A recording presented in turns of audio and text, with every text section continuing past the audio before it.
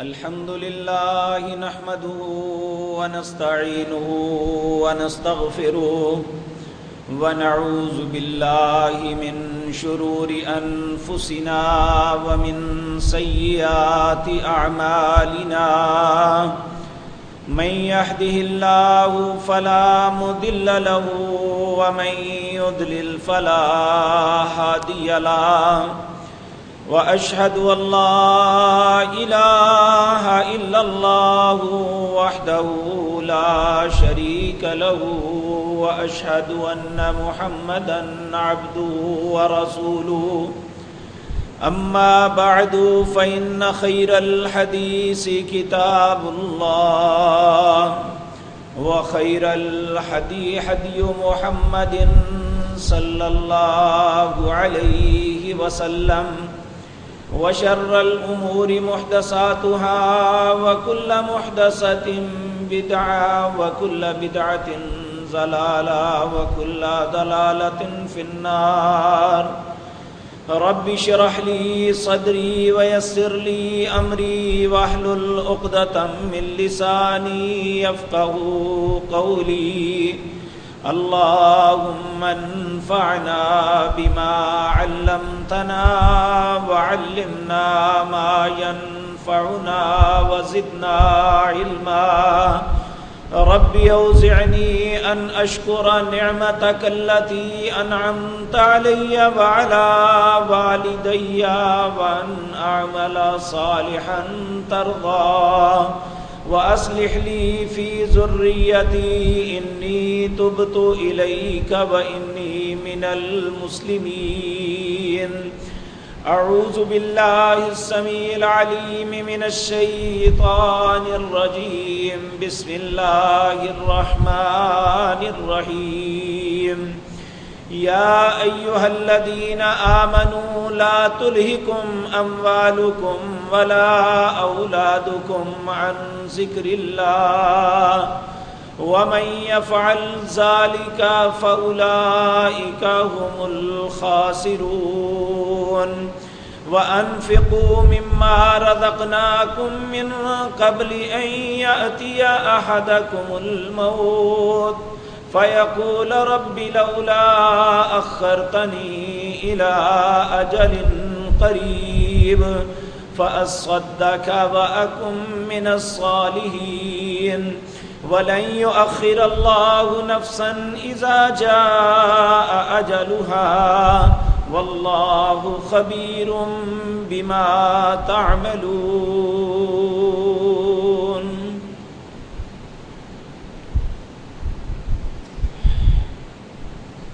حضرات محترم، ایک انسان کے لیے اس دنیا کے اندر سب سے محبوب ترین چیزیں دو ہیں. ایک دنیا کا مال اور دوسرا اولاد. اگر انسان سوچے تو ان دونوں چیزوں کے بغیر دنیا کے اندر گزارا ممکن نہیں ہے. اگر کسی انسان کو اللہ اولاد کی نعمت سے نہیں نوازتا تو وہ ساری زندگی اس کے پاس سب کچھ بھی ہو تو وہ حسرت اور بے بسی کی زندگی بسر کرتا ہے. ہر طرف ہر شخص کی منتیں کرتا ہے، میرے لیے دعا کریں اللہ مجھے اولاد دے دے، اللہ ایک بیٹا نہیں ایک بیٹی ہی دے دے. یہ اولاد اللہ کی اتنی بڑی نعمت ہے کہ انسان جو ہے اس کے بغیر اپنے آپ کو نامکمل تصور کرتا ہے. اور حقیقت بھی یہی ہے، اللہ کی ذات ایسی ہے جسے اولاد کی نہ کوئی حاجت ہے نہ کسی اولاد کی مدد کی ضرورت ہے. لم یلد ولم یولد. کائنات کے اندر صرف اللہ کی صفت یہ ہے کہ اسے نہ کسی نے جنا ہے نہ اس نے کسی کو جنا ہے. باقی ہر انسان وہ اپنی شادی کے دن سے لے کر اپنی موت تک اس سہارے پہ اللہ سے التجائیں کرتا رہتا ہے کہ اللہ مجھے اولاد کی نعمت سے نواز دے۔ آپ دیکھیں سیدنا زکریا علیہ السلام، بڑھاپا اتنا ضعف ہو گیا کہ ہڈیوں کی مکھیں خالی ہیں، بیوی بانجھ ہو چکی ہے، تو اللہ رب العزت نے فرمایا کہ یہ پھر بھی مجھ سے مانگتے رہے۔ اللہ رب العزت سورت مریم کے آغاز میں کہتے ہیں اذ نادا ربہ نداء خفیہ، بڑھاپے کے اندر مجھے پکارتے تھے تو آہستہ کوئی سن نہ لے کہ بابا جی مانگ کیا رہے ہیں،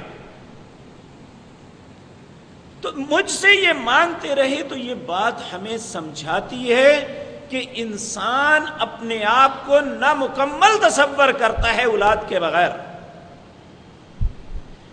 لیکن یہی جو انسان کا سب سے بڑا اثاثہ ہے، سب سے محبوب اور اچھی نعمت جو ہے، بعض اوقات نہیں، ہمیشہ اس کے لیے آزمائش بن جاتی ہے۔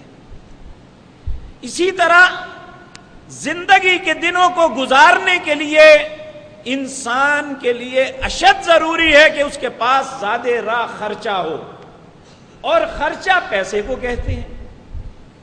اور نبی کریم صلی اللہ علیہ وسلم فقر سے اللہ کی پناہ مانگتے تھے، اللہم انی اعوذ بک من الفقر۔ کیوں؟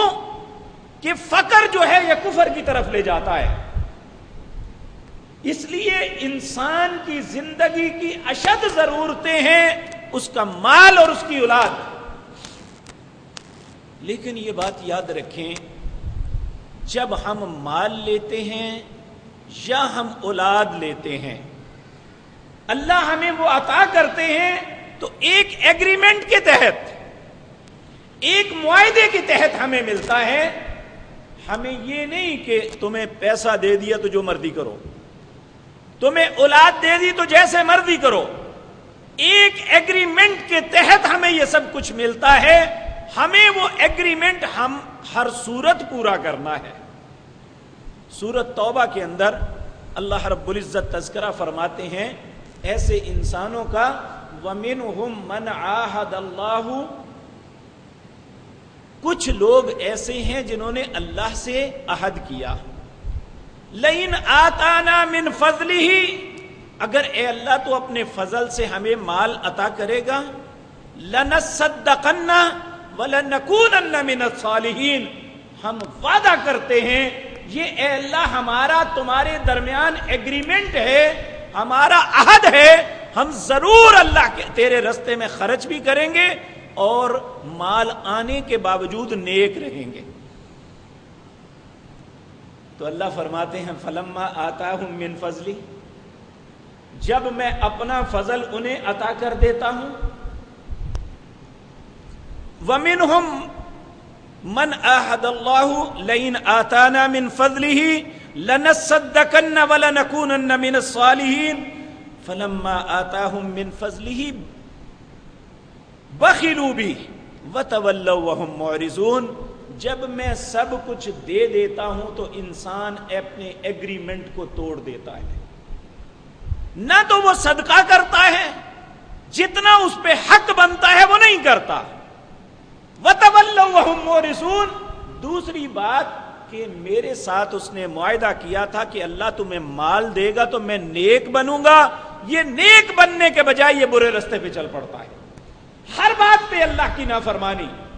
تو یہ بات سمجھ آتی ہے کہ مال جو اللہ رب العزت ہمیں عطا کرتے ہیں ایک عہد، ایک معاہدے، ایک ایگریمنٹ کے تحت ہوتا ہے۔ اسی طرح اگر اللہ کسی کو اولاد کی نعمت سے نوازتے ہیں تو یہ بھی ہمارے اور اللہ کے درمیان ایک عہد ہے، ایک وعدہ ہے، ایک ایگریمنٹ ہے جس کے تحت اللہ ہمیں یہ اولاد دیتے ہیں۔ لیکن یاد رکھیں یہی مال جو ہماری آسائش، ہمارے آرام، ہماری زندگی کی سہولتوں کے لیے اشد ضروری ہے، یہی اولاد جو ہماری زندگی کا سہارا ہے، یہ بعض اوقات فتنہ بن جاتی ہے۔ اللہ فرماتے ہیں انما اموالکم و اولادکم فتنہ، تم جس چیز کو بڑا محبوب رکھ رہے ہو، یہ حقیقتاً اللہ نے تمہیں آزمائش کے لیے دیا ہے. اس کے ذریعے اللہ تمہیں آزمائے گا کہ تم نے جو اللہ سے مال لیا ہے یا اولاد کی نعمت تمہیں دی گئی ہے. اے حضرت انسان، انما اموالکم و اولادکم فتنہ. اور یہ بات ذہن میں رکھیں کہ نبی کریم صلی اللہ علیہ وسلم آپ نے اتنی سی بات پہ یہ بات کہہ دی. آپ ممبر پہ خطبہ دے رہے ہیں، سیدنا حسن رضی اللہ تعالیٰ عنہ مسجد میں داخل ہوئے. ان چھوٹے سے ان کے قمیض جو ہے پاؤں میں الجھ رہی تھی اور بار بار وہ زمین پہ گر رہے تھے. خطبہ دیتے ہوئے نبی کریم صلی اللہ علیہ وسلم ممبر سے اترے، جا کے اپنے بیٹے کو اٹھایا، ممبر پہ واپس آئے تو لوگوں کے سامنے کہنے لگے اللہ نے سچ کہا ہے، انما اموالکم و اولادکم فتنہ. میں تمہارے لیے تمہارا مال اور اولاد یہ ایک آزمائش ہے. مجھے اپنے بیٹے کو دیکھ کے رہا نہیں گیا، اس لیے میں اتر کے اپنے بیٹے کو اٹھا کے لایا.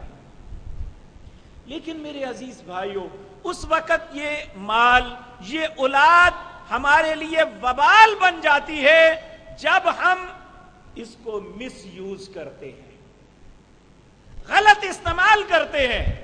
اس وقت یہ ہمارے لیے ہلاکت اور وبال بن جاتا ہے. اسی لیے اللہ رب العزت نے فرمایا، یہ سورت منافقون ہے، اس کا دوسرا رکوع آیت نمبر 9. اللہ فرماتے ہیں یا ایھا الذین آمنوا، اے لوگوں جو ایمان لائے ہو، لا تلہکم اموالکم ولا اولادکم، تمہارا مال اور تمہاری اولاد تمہیں ہلاکت میں نہ ڈال دے.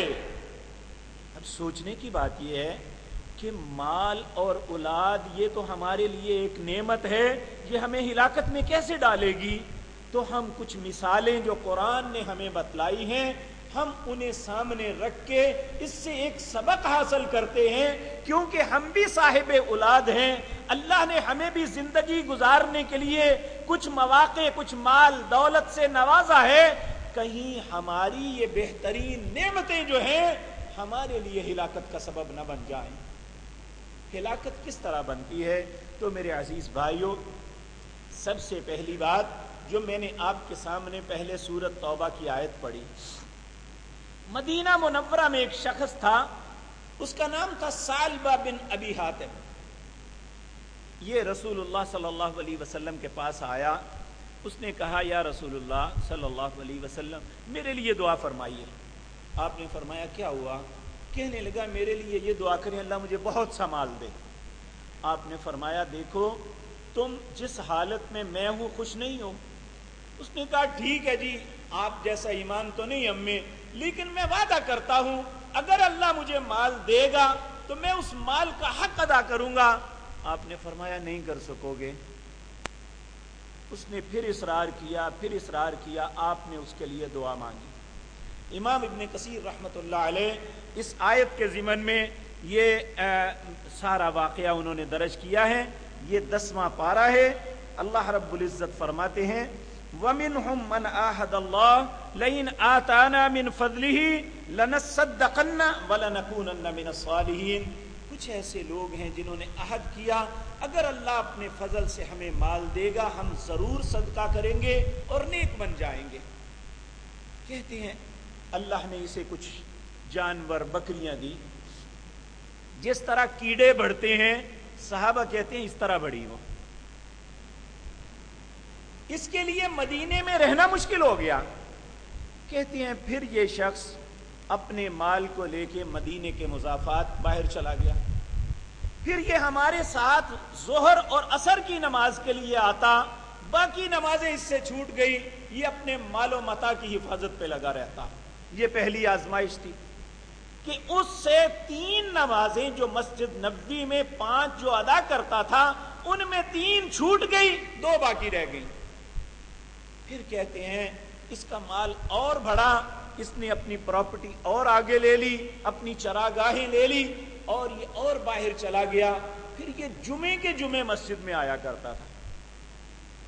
کہا پھر یہ جب اور اس کا مال بڑھا تو جمعہ بھی ختم ہو گیا.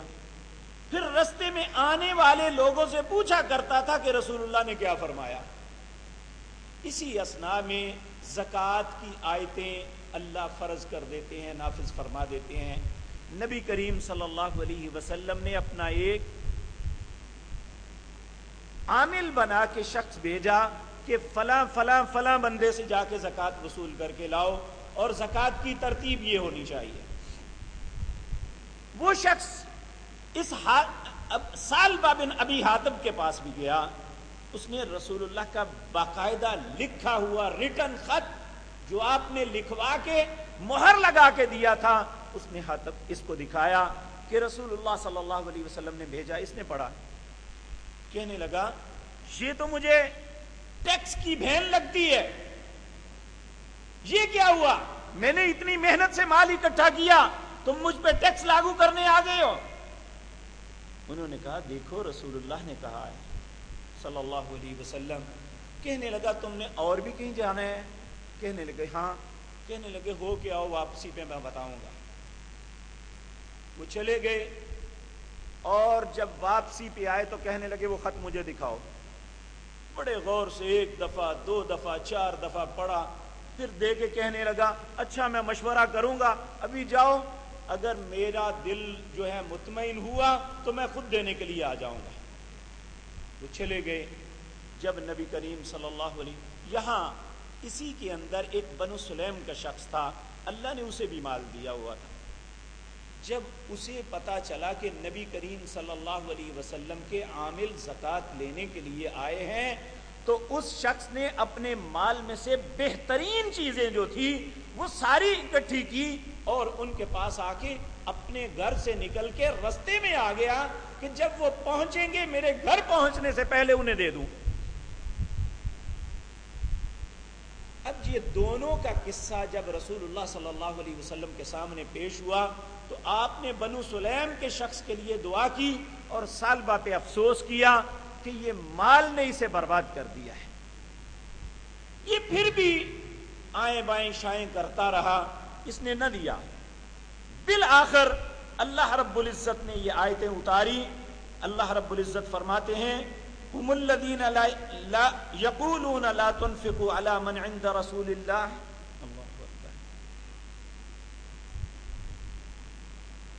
اللہ فرماتے ہیں فلما آتاهم من فضله بخلوا به وتولوا وهم معرضون فأعقبهم نفاقا في قلوبهم إلى يوم يلقونه. اللہ نے اس آئیں بائیں شائیں کی وجہ سے قیامت تک کے لیے اس کے دل میں نفاق کو ڈال دیا. جب یہ اتنی سخت وارننگ اتری تو اس کا ایک رشتہ دار بھی اس مجلس میں بیٹھا ہوا تھا. جب رسول اللہ نے یہ آیتیں سنائی وہ ادھر سے فارغ ہو کے نبی کریم صلی اللہ علیہ وسلم سے بھاگا ہوا سالبہ کے پاس گیا اور اسے جا کے کہنے لگا کہ بھائی تیرے لیے تو اللہ نے آیتیں نازل کر دی ہیں. اسے پھر پریشانی ہوئی. اس نے اپنے مال کا حساب کیا اور زکوٰۃ لے کے جو بھی حصہ بنتا تھا وہ اللہ کے نبی کی خدمت میں حاضر ہوا. تو آپ یہ دیکھیں اللہ جب غنا پہ بے پرواہی پہ آ جائیں تو پھر اللہ کسی کی پرواہ نہیں کرتے. جب یہ سب کچھ لے کے آیا تو نبی کریم صلی اللہ علیہ وسلم نے لینے سے انکار کر دیا. کہا اب اللہ نے مجھے اجازت نہیں دی، میں تیرا مال نہیں لوں گا. تم جانو اور تمہارا مال جانے، اللہ اس سے لا تعلق ہے. آگے فرمایا اولئک الذین طبع اللہ قلوبہم، اللہ نے اس کے دل کے اوپر مہر لگا دی. العیاذ باللہ. تو یہی مال جو ایک محبوب ترین چیز تھی، جو ہماری زندگی کا ایک بہترین اثاثہ تھا، جس نے ہماری زندگی میں آسانیوں کے رنگ بھرنے تھے، وہ اس کے لیے ہلاکت کا سبب بن گیا. نبی کریم صلی اللہ علیہ وسلم جب تک زندہ رہے آپ نے اس سے ایک پائی وصول نہیں کی، کیونکہ اللہ نے منع کر دیا تھا اب اس کی ضرورت نہیں ہے. اگر اس نے پہلے وقت اللہ کے سامنے اس طرح تکبر کا مظاہرہ کیا ہے اب اللہ کو کوئی ضرورت نہیں ہے. حضرت ابو بکر کا دور آتا ہے، یہ اپنی کوئی دوستی کے واسطے دے کے ان سے عرض کرتا ہے کہ آپ میرے ساتھ فلاں معاملے میں تھے، فلاں ایسا تھا، فلاں ایسا تھا، آپ مجھ سے لے لیجئے. سیدنا ابو بکر نے بھی کہا کہ جو مال اللہ کے نبی نے وصول نہیں کیا میں نہیں کروں گا. حضرت عمر کے دور میں بھی، سیدنا عثمان کے دور میں بھی، حتیٰ کہ یہ اپنا مال سر پہ لاد کے مر گیا، اللہ نے پھر اس کے مال کو قبول نہیں کیا تھا. اس لیے یہ بات یاد رکھیں، یہی مال جو ہمارے لیے زندگی کا سب سے بڑا اثاثہ ہے، یہ ہماری ہلاکت کا سبب بن سکتا ہے. اور قرآن میں بہت سے ایسے مقام ہیں کہ جس میں اللہ رب العزت مال کے متعلق فرماتے ہیں کہ یہ کیسے آزمائش بنتا ہے. ایک جگہ فرمایا اولئک الذین اشتروا الضلالۃ بالہدی، میں نے مال دیا، انہوں نے مال کو حق صحیح معاملے میں خرچ کرنے کے بجائے ضلالت گمراہی کو خرید کے لیا. آج میں اور آپ سوچیں کہ ایک شخص ہدایت کے رستے پہ آنا چاہے، اس پہ کوئی ٹکٹ نہیں ہے، اس پہ کوئی پیسہ نہیں لگتا. آپ نماز کی ادائیگی کے لیے آتے ہیں، آپ پانی استعمال کریں، آپ بجلی استعمال کریں، کبھی کسی نے نہیں کہا کہ آپ یہاں آ کے یہ کرتے ہیں، اس میں اتنے پیسے خرچ آتے ہیں، اس لیے نماز پڑھنے کے اتنے پیسے دو پھر پڑھ سکو گے. لیکن اگر آپ ایک پکچر دیکھنے جاتے ہیں، کوئی دروازے کے قریب بھی نہیں پھٹکنے دے گا جب تک آپ اس کے پیسے خرچ کر کے اندر نہیں داخل ہوں گے. تو اللہ رب العزت فرما رہے ہیں یہ مال میں نے دیا تھا بھلائی کے کاموں میں خرچ کرنے کے لیے، اپنی زندگی کی آسائش اور آرام کے لیے. تو یہ انسان کیسا ہے؟ اولئک الذین اشتروا الضلالۃ بالہدی، یہ ضلالت اور گمراہی کے کاموں کو خرید رہا ہے اور ہدایت مفت میں مل رہی ہے وہ وصول نہیں کر رہا. اور ہم میں سے جب بھی کوئی انسان اپنی زندگی، اپنے معاملات پہ نظر دوڑائے گا، اسے احساس ہوگا کہ اس جرم کا تو میں بھی ارتکاب کر رہا ہوں. اسی طرح میرے عزیز بھائیوں، بعض اوقات مال کے لیے انسان اپنے دین تک کو بیچ دیتا ہے، اپنے عہد، اپنی قسموں کو بیچ دیتا ہے. نبی کریم صلی اللہ علیہ وسلم نے فرمایا جس نے مال کے حصول کے لیے جھوٹی بات پہ قسم اٹھائی کہ یہ مال مجھے مل جائے، وہ شخص سمجھ لے جب اللہ کے حضور وہ پہنچے گا، اللہ کو ملے گا، اللہ دوسروں سے ڈبل اس پہ غضبناک ہوں گے، العیاذ باللہ. یہ مال ایک خوبصورت کھیتی ہے، ایک سرسبز پھل ہے، لیکن یہ اگر مس یوز کیا جائے تو یہ ہماری بربادی کا سبب بن سکتا ہے. اسی طرح اس مال کو لینے کے لیے اللہ رب العزت نے ایک ہی رستہ دکھایا ہے، وہ ہے حلال کا رستہ. لیکن اگر ہم حلال کے رستے کو چھوڑ کے کسی حرام رستے سے اسے کمائیں گے تو یہی مال جو ہمارا محافظ ہے، جو ہماری زندگی کی سہولت ہے، یہ سانپ سے زیادہ زہریلا ہوگا جو ہماری دنیا اور آخرت دونوں کو تباہ کر دے گا. اس لیے اللہ رب العزت مجھے اور آپ کو مشورہ دے رہے ہیں، یا ایھا الذین آمنو، اے لوگوں جو ایمان لائے ہو، لا تلہکم اموالکم، تمہارا مال تمہیں ہلاکت میں نہ ڈال دے.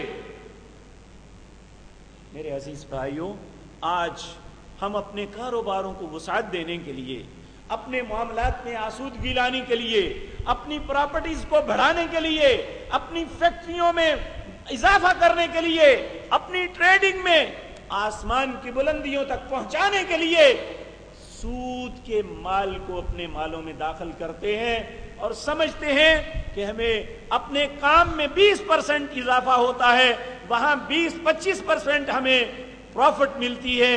اگر 2% سود دے بھی دیں گے تو کیا ہوگا؟ میرے بھائیوں، یہ بظاہر اکنامکس کے دنیا کے اصول جو ہیں ان کے تحت تو ہماری بات درست ہو سکتی ہے، لیکن ایک اصول اللہ کا ہے، وہ کہتا ہے یمحق اللہ الربا. میں تمہیں یقین دلاتا ہوں میں سود کو برباد کر دوں گا، فنا کر دوں گا.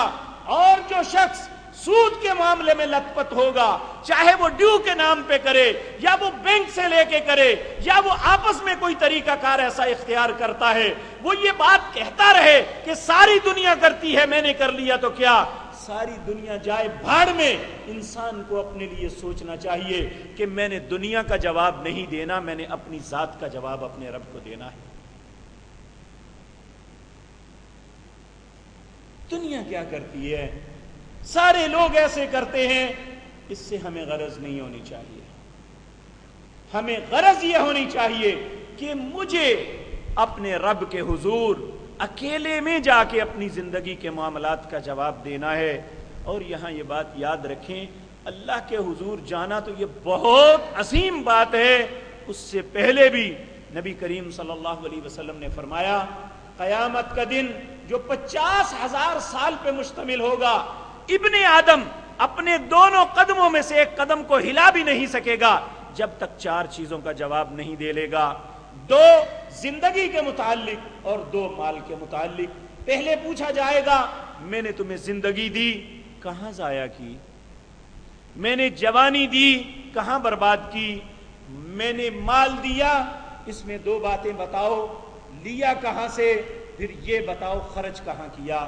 جب تک ان 4 چیزوں کا جواب نہیں دے لیں گے، ہمیں اللہ کی یہ میدان محشر میں قدم بھی ہلانے کی اجازت نہیں ہوگی۔ العیاذ باللہ، اللہ اس وقت ہماری مدد فرمائے۔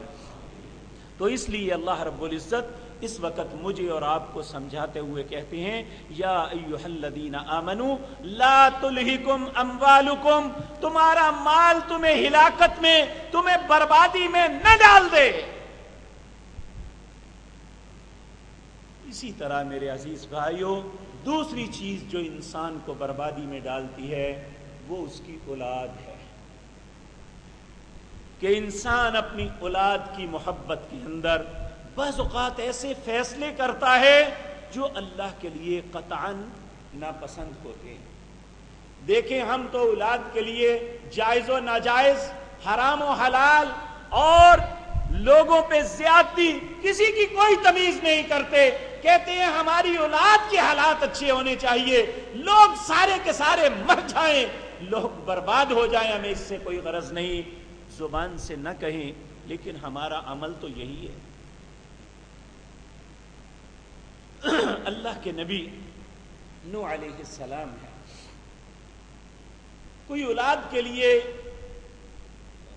انہیں غلط رستہ نہیں دیا، اس میں غلط معاملے میں معاملت نہیں کی، صرف اولاد کی محبت میں اللہ سے دعا مانگی تھی کہ جب آپ نے خود اپنی قوم کو دیکھا کہ قوم کسی صورت نہیں سمجھ رہی، بلکہ اللہ نے فرمایا 900 سال تک، 950 سال تک نوح علیہ السلام اپنی قوم کو ہدایت کی طرف بلاتے رہے۔ جب قوم نہ مانی اور اتنی اذیتیں اور تکلیفیں برداشت کی کہ مفسرین نے لکھا ہے جب صبح نکلتے اور لوگوں کے سامنے دعوت توحید پیش کرتے، لوگ بعض اوقات اتنے کنکر مارتے کہ آپ کا جسم دب جاتا ہے۔ یہ 1 دن نہیں، 2 دن نہیں، 2 سال، 10 سال، 20 سال نہیں، 950 سال ان تکلیفوں کو برداشت کیا۔ پھر اس کے بعد اللہ سے دعا مانگی، رب لا تذر علی الارض من الکافرین دیارا، اے اللہ میں تیری منت کرتا ہوں آج کے بعد کافروں کا ایک بھی گھر نہ چھوڑنا، ایک کافر بھی دنیا میں باقی نہ رہے۔ اللہ نے دعا کو قبول کر لیا، اور ان نہ ماننے والوں میں آپ کا بیٹا اور آپ کی بیوی بھی تھی۔ جب اللہ نے آپ کے ماننے والوں کو کشتی پہ سوار کروا دیا، آپ کو اس طوفان سے بچانے کے لیے کشتی بنوائی، پھر یہ لوگ سب کشتی پہ سوار ہوئے، اور جب طوفان بڑھتا بڑھتا پانی اوپر آنے لگا، آپ نے کشتی میں سے ایک جگہ اپنے بیٹے کو دیکھا جو پانی میں ڈبکیاں کھا رہا تھا، تو آپ نے آواز دے کے کہا، یا بنی، اے میرے پیارے بیٹے، ارکب معنا، میرے ساتھ سوار ہو جا۔ تو جب ذہن میں کفر ہو تو یہ بات یاد رکھیں، انسان بھلائی کی دعوت کو قبول نہیں کرتا چاہے وہ بربادی میں چلا جائے۔ بڑے پیار سے بیٹے کو کہہ رہے ہیں یا بنیا، اے میرے پیارے بیٹے، ارکب معنا، میرے ساتھ سوار ہو جا۔ تو بیٹا آگے کیا جواب دیتا ہے؟ قال سآوی الی جبل یعصمنی من الماء، وہ سامنے پہاڑ کی چوٹی ہے، ابھی پیراکی کرتا ہوا وہاں پہ چڑھ جاؤں گا۔ تو حضرت نوح علیہ السلام کہنے لگے لا عاصم اليوم من امر اللہ، اے میرے بیٹے آج جسے اللہ بچائے گا وہ بچے گا، وگرنہ نہیں بچ سکے گا۔ وحال بینہم الموج، ایک موج آئی، فکان من المغرقین، وہ پانی میں غرق ہونے لگا۔ تو نوح علیہ السلام نے پھر اللہ کے سامنے ہاتھ اٹھا دیے، یا ربی، یہ میرا اہل ہے، میرا بیٹا ہے، اسے بچا، وانت احکم الحاکمین، تو سارے حاکموں میں سب سے بڑا بادشاہ ہے، اے اللہ، اے دنیا کی شہنشاہ، میرے بیٹے کو بچا لے۔ تو اللہ نے کیا جواب دیا؟ انہ لیس من اہلک، اے نوح یہ تیرے اہل میں سے نہیں ہے۔ کیوں؟ انہ عمل غیر صالح، اس کی عمل اچھے نہیں ہیں۔ فلا تسألنی ما لیس لک بہ علم، اب مجھ سے اس کا سوال نہ کرنا جس کا تجھے پتہ نہیں ہے۔ انی اعوذک ان تکون من الجاہلین، اگر دوبارہ بیٹے کے لیے مجھ سے دعا بھی مانگی تو نبیوں سے نکال کے جاہلوں میں کھڑا کر دوں گا۔ تو اگر ایک نبی اپنے بیٹے کے لیے صرف دعا مانگتا ہے جو ڈیزرو نہیں کرتا، جو کفر میں رہا، اور نبی نے اس کے لیے دعا مانگی، صرف اس کی مدد کوئی نہیں کی، اس کے کفر پہ اسے اپریشیٹ نہیں کیا، اگر نبی کو اتنی بڑی جھڑکی ملتی ہے تو ہم تو اپنی اولاد کے لیے حد سے گزر جاتے ہیں، اپنے بیٹوں اور بیٹیوں کی محبت میں سارے حدود کراس کر جاتے ہیں۔ دانا اور عقل مند لوگ، حلال کمانے والے، اچھے ذہن رکھنے والے، اولاد کے معاملے میں مجبور ہو جاتے ہیں اور اپنے آپ پہ سرنڈر کر جاتے ہیں کہ جیسے بیٹا تمہارا دل چاہتا ہے جاؤ کرو۔ یہ وہ وقت ہے جب انسان کو اس کی اولاد تباہی میں مبتلا کر رہی ہے، وہ روک سکتا ہے، وہ سامنے کھڑا ہو سکتا ہے کہ میں نہیں ہونے دوں گا، میں غلط کام نہیں کرنے دوں گا، تم میری اولاد ہو، میں تمہارا باپ ہوں۔ تو یہ بات یقین جانیے کہ کبھی بھی ایسا نہیں ہو سکتا کہ اولاد ماں باپ سے آگے چلا جائے۔ ہم نے کئی ایسے واقعات دیکھے ہیں کہ اگر اولاد نے زبردستی کرنے کی کوشش کی ہے تو باپ کہتے ہیں جاؤ پھر، ہم اس میں شریک ہی نہیں ہوں گے، تمہارے اس معاملے میں ہمارا کوئی تعلق نہیں ہے، اور مجبور ہو کے انہوں نے اپنی خباثت کو چھوڑا ہے۔ اور یہ بات یاد رکھو، ہمیشہ نیکی قوت رکھتی ہے، برائی کبھی بھی قوت نہیں رکھتی۔ یہ اس کا ابال تو سمندر کی جھاگ کی طرح بڑا ہوتا ہے لیکن اس کے اندر قوت نہیں ہوتی۔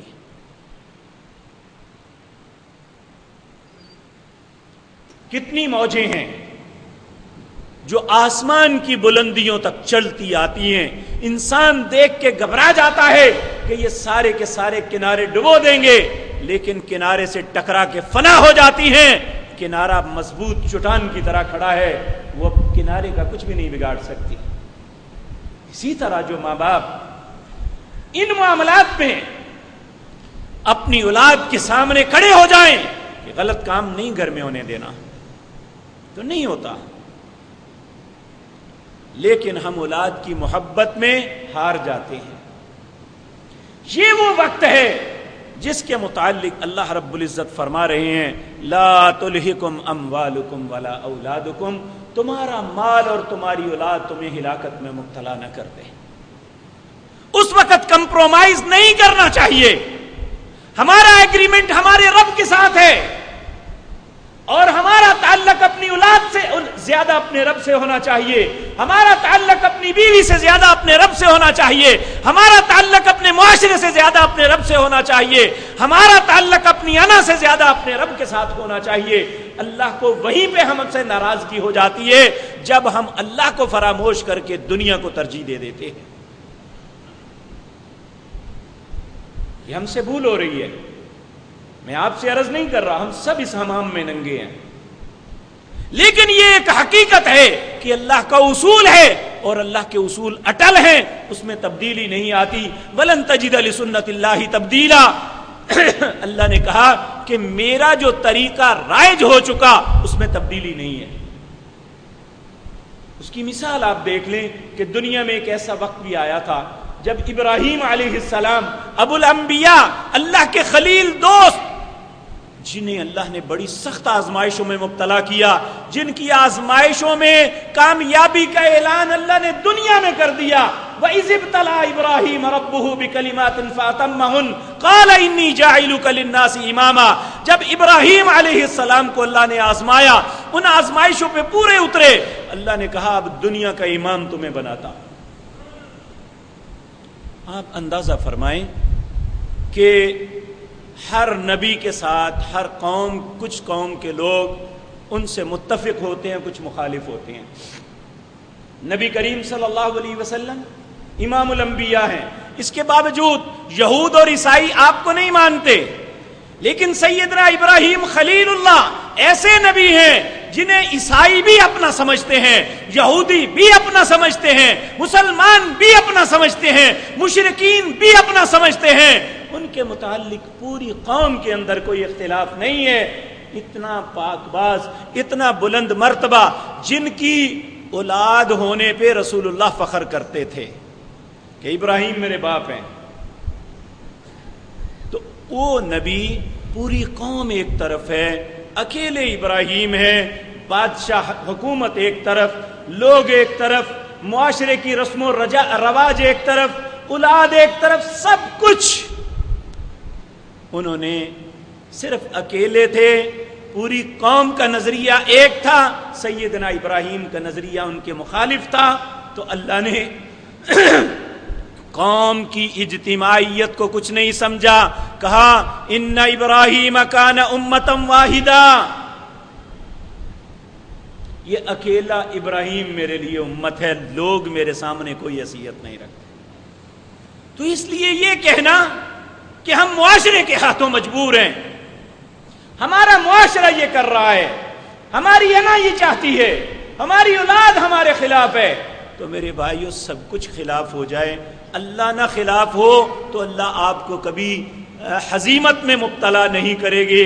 اگر سارے لوگ خوش ہو جائیں، اللہ ناراض ہو گیا تو ہم برباد ہو جائیں گے۔ اللہ رب العزت اسی لیے فرما رہے ہیں یا ایھا الذین آمنوا، اے لوگو جو ایمان لائے ہو، لا تلہکم اموالکم ولا اولادکم عن ذکر اللہ۔ ذکر اللہ کیا ہے؟ یعنی اللہ کی نصیحت، اللہ کا حکم، اس کا طریقہ اور حلال و حرام کی تمیز، یہ اللہ کا ذکر سے اگر غافل کر دیں یہ دونوں چیزیں تو یہ ہمارے لیے بربادی ہو جائیں گی۔ مال بھی بربادی ہے اور اولاد بھی بربادی ہے۔ کہا لا تلہکم اموالکم، یہاں یہ نہیں کہا کہ تمہارے لیے گھاٹا ہے، کہا تمہاری ہلاکت ہے، بربادی ہے کہ تمہارا مال اور اولاد اللہ کے ذکر سے اگر تمہیں غافل کر دے۔ وَمَن يَفْعَلْ ذَلِكَ، جس نے ایسا کر لیا مال کے لیے یا اولاد کے لیے، اللہ فرماتے ہیں فَأُولَٰئِكَ هُمُ الْخَاسِرُونَ، وہ سمجھ لے اس نے خسارے کا رستہ اختیار کر لیا۔ اللہ ہم سب کو خسارے کے رستے سے محفوظ فرمائے۔ پھر اس کے بعد اللہ فرماتے ہیں یہ بڑی اہم باتیں ہیں جو ہمارے لیے غور طلب ہیں، کیونکہ ابھی ہمیں مہلت میں ہیں، مرے نہیں ہیں، خرخرا نہیں آیا، توبہ کا دروازہ بند نہیں ہوا۔ اللہ فرماتے ہیں اگر ایسی غلطیوں کے مرتکب ہو چکے ہو تو اب ان سے پلٹ آؤ۔ وَأَنفِقُوا مِمَّا رَزَقْنَاكُمْ، غلط رستوں پہ خرچ کرنے کے بجائے اگر خرچ ہی کرنا ہے تو اللہ کے رستے میں خرچ کرو۔ اللہ کا رستہ کیا ہے کہ اللہ کو ہمارے پیسے کی ضرورت ہے۔ آپ کے معاشرے کے اندر غریب، مسکین، پسے ہوئے، مریض، بلکتے ہوئے بچے اور ایسی بیٹیاں جو صرف چند ٹکوں کے لیے شادی سے محروم رہ جاتی ہیں، آپ ان کو خرچ کریں. یہ ایسے ہی ہوگا جیسے آپ اللہ رب العزت کو دے رہے ہیں. اور یاد رکھیں جو معاشرہ خیر خواہی کو اپناتا ہے، اپنے ارد گرد ماحول کو دیکھتا ہے اور ان کی مدد کرنا اپنا فرض تصور کرتا ہے، وہ معاشرہ تباہ نہیں ہوتا. اور جو معاشرہ بے راروی اور خود غرضی کی بھیڑ چڑھ جاتا ہے، وہ معاشرہ قائم نہیں رہتا. یہ ہمیشہ سے اللہ کا اصول ہے. آپ ذرا غور فرمائیں، ابھی اسلام کی کرنیں نمودار نہیں ہوئی. نبی کریم صلی اللہ علیہ وسلم، اس سے پہلے ابھی نبوت کا نہیں لوگوں کو پتا. نبی کریم صلی اللہ علیہ وسلم پر پہلی دفعہ فرشتہ آتا ہے. آپ اتنے گھبرائے ہوئے آتے ہیں اپنے گھر، اپنی زوجہ محترمہ سیدہ خدیجہ رضی اللہ تعالی عنہا سے کہتے ہیں زملونی زملونی، مجھ پہ کپڑا اڑا دو، مجھ پہ کمبل اڑا دو، مجھے اپنی جان کا خطرہ ہے، مجھے اپنی ہلاکت کا خطرہ ہے العیاذ باللہ. تو آپ نے فرمایا اے میرے ساتھی کیا بات ہے؟ آپ نے جب بتایا تو سیدہ خدیجہ نے پتہ کیا کہا تھا؟ انک لتصل الرحم، اے محمد صلی اللہ علیہ وسلم آپ صلہ رحمی کرنے والے ہیں، آپ تو مجبوروں بے بسوں کی مدد کرنے والے ہیں. اللہ آپ کو کبھی بھی ضائع نہیں کرے گا. یہ جاہلیت میں بھی جو دانا اور عقل مند لوگ تھے یہ سمجھتے تھے جو خیر خواہی کرتا ہے وہ کبھی برباد نہیں ہوتا. آج ہماری بربادی کا سبب یہ ہے کہ ہمارے دلوں سے خیر خواہی ختم ہے. خود غرضی نے ڈیرے لگا لیے ہیں. ہر شخص یہ چاہتا ہے کہ میں دوسرے کو ہلاک کر دوں، دوسرے کو برباد کر دوں، دوسرے کو کھا جاؤں، اس پہ ظلم کر دوں. اس سے کوئی غرض نہیں، اس سے صرف یہ ہے کہ میرا کچھ بننا چاہیے. اللہ کہتا ہے بنے گا نہیں، تم ہلاکت میں پڑ جاؤ گے. وَمَن يَفْعَلْ ذَلِكَ فَأُولَٰئِكَ هُمُ الْخَاسِرُونَ. اگر قرآن سچا ہے، قرآن بھیجنے والا رحمان سچا ہے، تو یہ رحمان کا فرمان ہے جل جلالہ وَأَنفِقُوا مِمَّا رَزَقْنَاكُمْ. جو اللہ نے تمہیں رزق دیا ہے اس میں سے خیر خواہی کرو لوگوں کے ساتھ. یہ نہ سوچو کہ میرے پاس راس ہے، میرے پاس پیسہ ہے اور میں اس سے لپیٹ لوں سب کو. یہ ایسی خود غرضی اچھی بات نہیں ہے. اللہ ہمیں محفوظ فرمائے. تو فرمایا اس سے پہلے من قبل ان یاتی احدکم الموت، اس سے پہلے کہ موت آ جائے. اب اللہ سب کی حفاظت فرمائے. موت نے آنا ہی ہے. جب کسی انسان کی موت آتی ہے کیا ساتھ لے کے جاتا ہے؟ پوری زندگی کی محنت، خوبصورت مکان، بہترین کاروباری سیٹ اپ، اس میں صنعتیں ہیں، اس میں تجارتیں ہیں، اس میں زراعتیں ہیں. کیا ایک ذرہ بھی کوئی ساتھ دیتا ہے سوائے کفن کی چادروں کے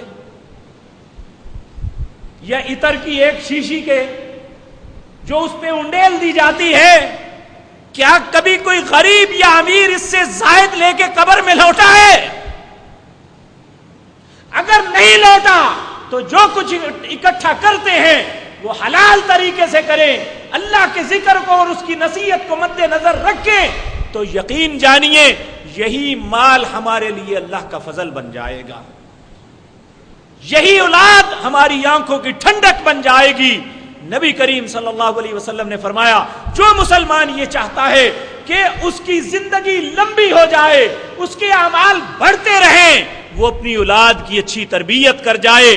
جب تک اس کی اولاد، ان کی اولادیں جیسے جیسے وہ تربیت کرتی چلی جائیں گی اور اس کو اس کا اجر و ثواب ملتا رہے گا.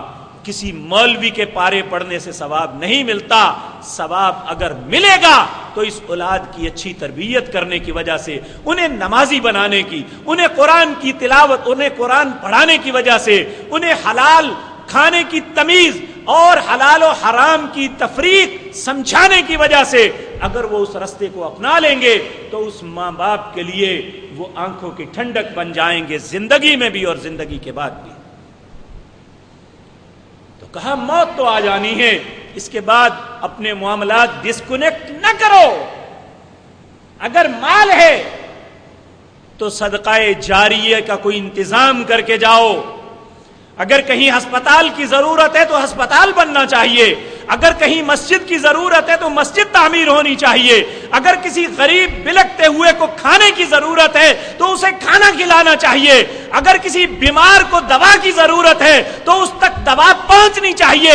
یہ اللہ نے جو ہم پہ فضل کیا ہے اس کے اثرات معاشرے پہ آنے چاہیے۔ یہ ہماری ہلاکت اور بربادی سے بچنے کا طریقہ ہے۔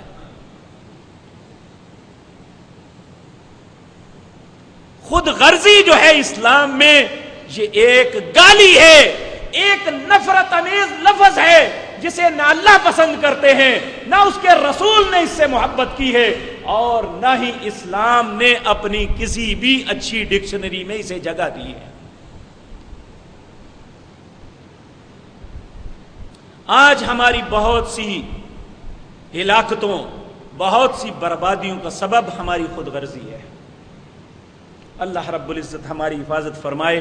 اللہ فرماتے ہیں وَأَنفِقُوا مِمَّا رَزَقْنَاكُمْ، جو اللہ نے تمہیں رزق دیا ہے اس میں سے اللہ کے راستے میں خرچ کرو، مِن قَبْلِ أَن يَأْتِيَ أَحَدَكُمُ الْمَوْتُ، اس سے پہلے کہ موت آ جائے، فَيَقُولُ، جب موت کا وقت آئے گا اس وقت انسان پھر منتیں کرے گا، رب لولا اخرتنی الی اجل قریب، اے اللہ تھوڑی سی مہلت دے دے، فاصدق واکن من الصالحین، میں تیرے راستے میں خرچ بھی کروں گا اور نیک بھی بن جاؤں گا۔ لیکن اللہ آگے فرماتے ہیں ولن یؤخر اللہ، اللہ پھر نفسا اذا جاء اجلها، جب کسی شخص کی موت کا وقت آ جائے گا، وَلَن يُؤَخِّرَ اللَّهُ نَفْسًا، پھر اللہ اس کی جان کو ایک لمحہ بھی مہلت نہیں دیں گے۔ اور یاد رکھیں آنے کا وقت مقرر ہے، اس کا پتہ انسان کو 8-9 ماہ پہلے چل جاتا ہے، لیکن جانے کا وقت نہیں ہے۔ بیمار ہے یا تندرست، بچپن ہے یا جوانی، بڑھاپا ہے، وہ کسی بھی حالت میں ہے، ہمیں ابھی کچھ لمحے کے بعد کا پتہ نہیں ہے کہ کون ہم میں سے رہے گا اور کون میت بن چکا ہوگا۔ اللہ فرماتے ہیں وَلَن يُؤَخِّرَ اللَّهُ نَفْسًا إِذَا جَاءَ أَجَلُهَا وَاللَّهُ خَبِيرٌ بِمَا تَعْمَلُونَ۔ لوگوں یہ بہت بڑی خبر ہے، اللہ فرماتے ہیں وَاللَّهُ خَبِيرٌ بِمَا تَعْمَلُونَ، میں آپ سے اپنا آپ چھپا سکتا ہوں، آپ لوگوں کے سامنے، میرے سامنے اپنا آپ چھپا سکتے ہیں، لیکن اللہ کہتے ہیں واللہ خبیر بما تعملون، جو بھی تم کرتے ہو، جس نیت سے کرتے ہو، وہ اللہ جانتا ہے، اسے کوئی نہیں بلا سکتا۔ اے اللہ اس وقت سے پہلے ہمیں نصیحت کو پکڑنے کی توفیق عطا فرما، ہمیں جو مال تو نے عطا کیا ہے ہمارے لیے آزمائش نہیں، ہمارے لیے خیر کا سبب بنا دے۔ اے اللہ جو تو نے اولادوں سے نوازا ہے، اللہ وہ اولادیں ہماری آنکھوں کی ٹھنڈک بنا دے۔ سورۃ فرقان، اس میں اللہ رب العزت اپنے بندوں کی تعریف کرتے ہوئے یہ کہتا ہے کہ میرے بندے تو ہر وقت اللہ سے مجھ سے یہ التجائیں کرتے ہیں، والذین، وہ لوگ، یقولون، جو یہ کہتے ہیں، ربنا، اے رب ہمارے، حب لنا من ازواجنا وذریاتنا قرۃ اعین واجعلنا للمتقین اماما، اے اللہ ہماری بیوی، ہماری اولاد کو ہماری آنکھوں کی ٹھنڈک بنانا۔ اللہ میں یہ نہیں کہتا کہ میرے بچوں کو نیک بنا، اے اللہ میرے بچوں کو نیکوں کا امام بنا۔ وَجَعَلْنَا لِلْمُتَّقِينَ إِمَامًا، اے اللہ انہیں متقین کا امام بنا دے۔ اے اللہ یہ دعا ہم سب کے حق میں قبول فرما لے، ہماری اولادوں کو نیک اور صالح بنا دے، ان کے دلوں سے نفاق کو ختم کر دے، ہمارے مالوں کو پاک کر دے۔ اے اللہ اس آزمائش میں ہمارا مددگار بن جا۔ اے اللہ ہمیں حلال مال کمانے کی توفیق عطا فرما، اللہ حرام سے ہمیں بچا۔ اے اللہ ہماری اولادوں کو نافرمانی، بغاوت اور سرکشی سے بچا۔ اے اللہ ہمارے جوانوں کو اسلام کی جوانی کا سبب بنا۔ سبحان ربک رب العزت عما یصفون وسلام علی المرسلین۔ إن الحمد لله نحمده ونستعينه ونستغفره ونعوذ بالله من شرور أنفسنا ومن سيئات أعمالنا من يهده الله فلا مضل له ومن يضلل فلا هادي له وأشهد أن لا إله إلا الله وحده لا شريك له وأشهد أن محمدا عبده ورسوله اللهم صل على محمد وعلى آل محمد كما صليت على إبراهيم وعلى آل إبراهيم إنك حميد مجيد اللهم بارك على محمد وعلى آل محمد كما باركت على إبراهيم وعلى آل إبراهيم إنك حميد مجيد یہ ایک نمازی ہیں، انہوں نے کہا ہے کہ میرے والد قضائے الہی سے وفات پا گئے ہیں، ان کے لیے دعا فرمائیں، اللہ ان پہ رحم فرمائے۔ حاجی غلام قادر صاحب، ان کے گردے کا آپریشن ہے، ان کے لیے دعا فرمائیں، اللہ ان پہ رحم فرمائے اور انہیں صحت کاملہ عاجلہ عطا فرمائے۔ یہ ایک بھائی نے سوال کیا ہے، مسجد مکرم کی مسجد میں جو کلاک پر جو سلائیڈ چلتی ہے اس پہ 12:59 پر لکھا ہوتا ہے ممنوع وقت نماز۔ یہ عام حالات میں ہے، چونکہ یہ کمپیوٹرائز سسٹم ہے تو یہ 3 وقتوں پہ نماز پڑھنا ممنوع ہے، جب سورج طلوع ہو رہا ہو، سورج نصف النہار پہ ہو اور سورج غروب ہو رہا ہو۔ یہ ہے آل اوور جو ہر دن کے لیے اصول ہے، لیکن جمعے کے دن جمعے کی نماز سے پہلے نبی کریم صلی اللہ علیہ وسلم نے اس ممنوع وقت کو کینسل فرمایا۔ آپ نے فرمایا جمعے کے دن کوئی ممنوع وقت نہیں، یعنی دوپہر کے وقت جو نصف النہار پہ آتا ہے اس وقت یہ ممنوع نہیں۔ چونکہ یہ سلائیڈ کمپیوٹرائز ہے، اس میں تخصیص نہیں ہو سکتی، اس لیے وہ روٹین میں چلتی ہے۔ جمعے کے دن نصف النہار پہ زوال کا وقت نہیں ہوتا، نبی کریم صلی اللہ علیہ وسلم نے اس کے متعلق وضاحت فرمائی ہے۔ اور اسلام نام ہی اللہ اور اس کے رسول کے حکموں کا ہے، جہاں وہ فرمائیں گے کرو ہم کریں گے، جہاں وہ کہتے ہیں نہیں تو نہیں۔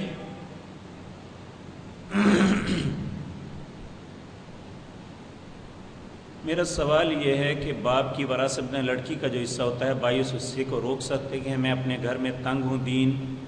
میرے عزیز بھائیو، یہ بہت بڑا جرم اور گناہ ہے کسی بھائی کے حصے کو روکنا، چاہے وہ 1 مرلے کا مکان ہے۔ جب کوئی باپ فوت ہوتا ہے تو اس کے ترکے کو فوراً تقسیم کرنا چاہیے، جس کا جو حق ہے اس تک پہنچانا چاہیے۔ اسے روکنا یا ہیلے بہانے کرنا یہ انسان کی ہلاکت اور تباہی کا سبب ہے۔ اللہ ہمیں سمجھ عطا فرمائے۔ کیا قرآن و حدیث میں یہ دلیل ملتی ہے کہ جیسی امام ویسے حکمران مسلط کر دیا جاتا ہے؟ نہیں، ایک ایسی روایت ہے جس کا کوئی ثبوت نہیں ہے۔ حدیث سمجھ کے لوگ اسے بیان کرتے ہیں لیکن اس کا ثبوت نہیں ہے۔ یہ 100 معروف لیکن موضوع احادیث میں ناصر الدین البانی رحمہ اللہ نے اس کا تذکرہ کیا ہے۔ تو ویسے یہ ہے کہ یہ بات یاد رکھیں کہ انسان جب غلط کام کرتے ہیں، گناہ عام ہوتے ہیں، تو اللہ نے قرآن میں ایک اصول بتایا ہے، وَاتَّقُوا فِتْنَةً لَا تُصِيبَنَّ الَّذِينَ ظَلَمُوا مِنْكُمْ خَاصَّةً۔ ان فتنوں سے ڈرو جو خاص ظالموں پہ نہیں، سب لوگ اس کی زد میں آ جائیں گے۔ یہ فتنے کس وقت ہوں گے؟ پہلی آیت میں فرمایا یا ایھا الذین آمنوا استجیبوا للہ وللرسول اذا دعاکم لما یحییکم۔ اہل ایمان، جب اللہ اور اس کے رسول کسی بھی بات میں تمہیں بلائیں ان کی بات کو قبول کر لو۔ اگر نہیں ایسا کرو گے اللہ تمہارے اور تمہارے دل کے درمیان حائل ہو جائے گا، انسان کی مت مار دے گا، اسے احساس ہی نہیں ہوگا کہ میں غلط کر رہا ہوں یا ٹھیک۔ اگر قرضہ ہو تو کیا قربانی جائز ہے؟ دیکھیں، قرضے کی مختلف صورتیں ہوتی ہیں۔ ایک ہمارے کاروباری قرضے ہوتے ہیں، یہ لین دین ہوتا ہے، یہ کوئی ایسی پوزیشن نہیں ہے۔ قرضے کا مطلب یہ ہے کہ آپ کے پاس دینے کے لیے کچھ نہیں ہے، جو لیا تھا وہ بھی کھایا گیا، یہ ہے مقروض۔ تو ایسا مقروض اس پہ کوئی قربانی نہیں ہے، وہ نہ دیں۔ ایک بھائی نے کہا ہے کہ سکول جاتے ہوئے میری بہن کا ایکسیڈنٹ ہو گیا ہے، بہن اور بھائی اسپتال میں ہیں، آپ سے گزارش ہے کہ ان کے لیے دعا فرمائے، اللہ انہیں صحت کاملہ عاجلہ عطا فرمائے۔ یہ ہمارے بھائی ہیں نعیم صاحب، ان کے بھائی شیخ خالد صاحب، ان کی بیوی اپنے جگر کی تبدیلی کے آپریشن کے لیے انڈیا جا رہے ہیں، انہوں نے آپ سے التماس کیا. یہ دونوں ہمارے ساتھی ہیں، نمازی ہیں. شیخ خالد صاحب کے بیٹے بھی یہاں پہ تشریف لاتے ہیں اور مسجد کے انتظام میں بھی وہ حصہ لیتے ہیں. اللہ رب العزت ان کی والدہ محترمہ کو شفائے کاملہ عاجلہ عطا فرمائے اور صحت اور عافیت کے ساتھ واپس پلٹائے. اسی طرح ایک اور بھائی تھے، انہوں نے بھی اپنے بیماروں کے لیے آپ سے گزارش کی ہے کہ سب کے لیے دعا فرمائیں، اللہ سب پہ رحم فرمائے. ایک بھائی نے کہا ہے کہ 3 بچے حادثے میں فوت ہو گئے، ان کی مغفرت کے لیے دعا کریں. اللہ مالک ان کے والدین پر رحم فرمائے، انہیں صبر جمیل عطا فرمائے اور ان بچوں کو معاف فرما دے. ہماری جماعت کے معروف بزرگ محترم میاں محمد یوسف ستارہ فیکٹری والے قضاء الہی سے وفات پا گئے ہیں. انا للہ و انا الیہ راجعون. نماز کے بعد، نماز جمعہ کے بعد سنن اور نوافل آپ بعد میں ادا فرمائیں، پہلے ان کی نماز جنازہ ادا کریں گے. یہ دونوں بھائی بلکہ ان کے والد محترم میاں محمد دین ہمارے دادا رحمہ اللہ کے ساتھیوں میں سے تھے. پھر مولانا عبداللہ رحمہ اللہ کے ساتھ یہ رہے اور جماعتی معاملات میں ہمیشہ بڑھ چڑھ کے دین کے معاملات میں حصہ لیتے رہے. اللہ ان کی حسنات کو قبول فرمائے، اللہ ان کی غلطیوں سے درگزر فرمائے. اے مالک، جو بھی ہمارے بزرگ بہنیں، بیٹیاں، مائیں اور ہمارے بزرگ فوت ہو چکے، اللہ تو سب پہ رحم فرما. اے اللہ ہمارے بیماروں کو شفائے کاملہ عاجلہ عطا فرما. اے اللہ جو پریشان حال ہے ان کی پریشانیوں کو دور فرما. میرے عزیز بھائیوں، جہاں بھی جاتے ہیں ایک بات کان میں پڑتی ہے، جو لوگ اپنی آنکھوں سے یہ دیکھ کے آئے ہیں، کہتے ہیں جتنا گند، غلاظت، زنا، بدکاری، شراب نوشی اس وقت اسلام آباد کے ان دھرنوں میں ہو رہی ہے، کہیں نہیں ہے. یہ ہمارے لیے ایک بہت بڑا عذاب اور فتنہ ہے. اللہ سے دعا مانگیں، اللہ ہمیں معاف کر دے. اے اللہ، یہ دونوں جو ملک کو برباد کرنے پہ تلے ہوئے ہیں، اللہ تو ان دونوں کو برباد کر دے. اے اللہ، بد دعا نہیں ان کے لیے ہدایت کی دعا کی تھی، لیکن شاید ان کے مقدر میں ہدایت نہیں ہے. یہ قوم کی بیٹیوں کو، عصمتوں کو لٹوانے کے لیے وہاں بیٹھے ہوئے ہیں. اے اللہ ان دونوں کو برباد کر دے. اے اللہ انہیں تباہ کر دے. جس طرح یہ اس ملک کو تباہ کر رہے ہیں، اللہ ان دونوں کو برباد کر دے. اے اللہ جس طرح دین اور سیاست کا نام لے کے اے اللہ اس قوم کو بیوقوف بنایا ہوا ہے، کفار یہودیوں اور عیسائیوں کے اعلی کار بن کے یہ آئے ہیں، اے اللہ ان دونوں کو تباہ و برباد کر دے. اے اللہ اس ملک کی حفاظت فرما. اے اللہ اس ملک پر رحم فرما. اے اللہ ان کی بدکاریوں کا بدلہ ہم سے نہ لینا. اے اللہ ہمیں معاف کر دے، ہماری غلطیوں سے درگزر فرما. سبحان ربک رب العزت عما یصفون وسلام علی المرسلین والحمد